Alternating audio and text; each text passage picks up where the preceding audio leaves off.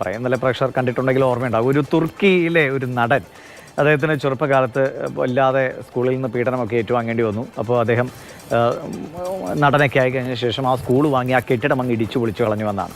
അതിന് വലിയ വിമർശനമൊക്കെ ഉണ്ടായി. പക്ഷേ ഇന്ന് നമ്മുടെ ചീഫ് ജസ്റ്റിസ്, സുപ്രീം കോടതി chief justice Shri DY Chandrachud അദ്ദേഹം ഒരു കാര്യം പറയുകയാണ്. അദ്ദേഹത്തിൻ്റെ പഴയകാല അല്ലെങ്കിൽ സ്കൂൾ കാലഘട്ടത്തിൽ അദ്ദേഹത്തിന് കിട്ടിയ ചൂരൽ കഷായത്തെക്കുറിച്ചാണ് അദ്ദേഹം പറയുന്നത്. അത്തരം അനുഭവങ്ങൾ കുട്ടികളുടെ മനസ്സിൽ എത്രത്തോളം വലിയ മുറിവുകൾ ഉണ്ടാക്കാം അല്ലെങ്കിൽ ആഘാതങ്ങൾ ഉണ്ടാക്കാം എന്നുകൂടി പറഞ്ഞു വയ്ക്കുകയാണ് ജസ്റ്റിസ് DY ചന്ദ്രചൂഡ്. അതിനെക്കുറിച്ച് നമ്മളോട് അർജുൻ പീതാംബരൻ ഡൽഹിയിൽ നിന്ന് വിവരങ്ങൾ പങ്കുവയ്ക്കുക. അർജുനെ, വളരെ പ്രധാനപ്പെട്ട കാര്യമാണ്. അദ്ദേഹം ഒരു സെമിനാറിൽ പങ്കുവച്ചതാണ്. ചീഫ് ജസ്റ്റിസിൽ നിന്ന് തന്നെ അത് കേൾക്കുമ്പോൾ ഒരു കൗതുകം കൂടിയാണല്ലോ. അദ്ദേഹത്തിന് സ്കൂളിൽ പഠിക്കുമ്പോൾ ഇങ്ങനെ അടി കിട്ടിയിരുന്നു എന്നൊക്കെ പറയുമ്പോൾ എന്തായിരുന്നു ആ അനുഭവം? ഇപ്പോഴത്തെ ഒരു സാഹചര്യത്തിൽ എങ്ങനെയാണ് അദ്ദേഹം ആ പഴയ ഓർമ്മയെ അവതരിപ്പിച്ചത്? ദിവിഷയുടെ ഈ കുട്ടികളെ കാര്യങ്ങൾ അനുസരിപ്പിക്കുന്നതിന് വേണ്ടിയിട്ട് ശാരീരികമായിട്ടുള്ള ശിക്ഷകൾ നൽകുക എന്ന് പറയുന്നത് ഇന്നത്തെ കാലത്ത് കുറ്റകൃത്യമാണ്, ഒരു ശിക്ഷാർഹമായിട്ടുള്ള കാര്യമാണ്. പക്ഷേ ഇപ്പോൾ എൻ്റെയൊക്കെ ഒരു ചെറുപ്പകാലത്ത് വളരെ സ്വാഭാവികമായിട്ടുള്ള കാര്യമായിരുന്നു. അത്തരത്തിലുള്ളൊരു അനുഭവമാണ് ചീഫ് ജസ്റ്റിസ് ആയിട്ടുള്ള DY ചന്ദ്രചൂഡും ഒരു സെമിനാറിൽ പങ്കുവെച്ചത്. അതിൽ അദ്ദേഹം പറയുന്നൊരു കാര്യമുണ്ട്. വളരെ നിസ്സാരമായിട്ടുള്ള ഒരു കേസിലായിരുന്നു, ഒരു സംഭവത്തിനായിരുന്നു അദ്ദേഹത്തിന് ആ ശിക്ഷ കിട്ടിയത്. ആർട്ട് ക്ലാസ്സിൽ ശരിയായ നീളത്തിലുള്ള ഒരു സൂചി കൊണ്ടുപോകാത്തത് കൊണ്ട് കയ്യിൽ ചൂരൽ കൊണ്ട് അടി കിട്ടി. പിന്നീട് ആ ഒരു സംഭവം വീട്ടിൽ മറച്ചു വെക്കാൻ, നാണക്കേട് കാരണം മറച്ചു വെക്കേണ്ടി വന്നു. 10 ദിവസം കഴിഞ്ഞിട്ട് കയ്യിലെ പാട് പോയതെന്ന്. അപ്പോഴും ഈ കയ്യിലെ പാട് മാഞ്ഞിട്ടും ഇപ്പോഴും അദ്ദേഹത്തിൻ്റെ മനസ്സിൽ ആ ശിക്ഷ, ആ ഒരു ചൂരലിൻ്റെ അടി കൊണ്ട് എൻ്റെ പാട് ഇങ്ങനെ മായാതെ കിടപ്പുണ്ട് എന്നുള്ള കാര്യമാണ്.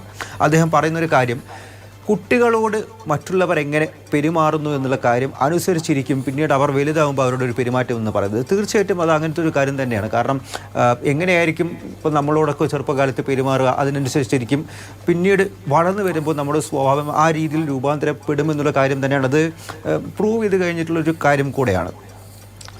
ഇപ്പോൾ എൻ്റെ ഒരു കേസ് പറയുകയാണെങ്കിൽ, ഞാൻ 5ലോ 6ലോ ഒക്കെ പഠിക്കുന്ന സമയത്ത് എനിക്ക് ഏറ്റവും കൂടുതൽ പേടിയുണ്ടായിരുന്ന ഒരു ക്ലാസ്സാണ് സ്പോക്കൺ ഇംഗ്ലീഷ് ക്ലാസ്. ഒരു മരത്തിൻ്റെ സ്കെയിൽ കൊണ്ടാണ് വന്നടിക്കുക ഇംഗ്ലീഷ് സംസാരിച്ചില്ലെങ്കിലൊക്കെ.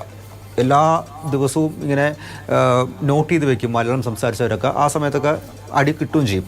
അതുപോലെ തന്നെ വളരെ നിസ്സാരമായിട്ടുള്ള കേസുകൾക്ക് ഇങ്ങനെയുള്ള ശിക്ഷകൾ നൽകുന്ന സമയത്ത് പിന്നീട് അത് കുട്ടികളുടെ ജീവിതത്തിൽ ഉണ്ടാക്കിയിരിക്കുന്ന പ്രശ്നങ്ങൾ, അത് ഏതൊക്കെ രീതിയിൽ അവരെ, ഏതൊക്കെ തലത്തിൽ അവരെ വേട്ടയാടുന്നു എന്നുള്ള കാര്യം തന്നെയാണ് ഇപ്പോൾ ചീഫ് ജസ്റ്റിസ് ഈ സെമിനാറിൽ പറഞ്ഞിരിക്കുന്നത്. തീർച്ചയായിട്ടും പണ്ടത്തെ കാലത്ത് ഇപ്പോൾ എല്ലാവരും, ഇപ്പോൾ മുതിർന്നവരടക്കം പറയുന്നതാണ് തല്ലുകൊണ്ട് വളരണം എന്നുള്ള കാര്യം. അത് 2 രീതിയിൽ അതിനെ വ്യാഖ്യാനിക്കപ്പെടാം. നല്ലതായിട്ടും പോകാം, അല്ലെങ്കിൽ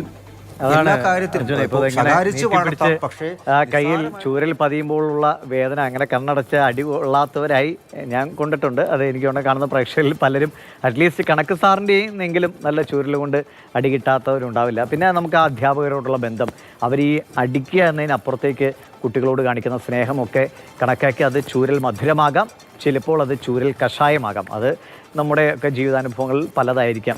എന്തായാലും കൊടിയ പീഡനങ്ങളുണ്ടെങ്കിൽ അത് നിർത്തുക എന്നത് തന്നെയാണ് ചീഫ് ജസ്റ്റിസും പങ്കുവയ്ക്കുന്നത്.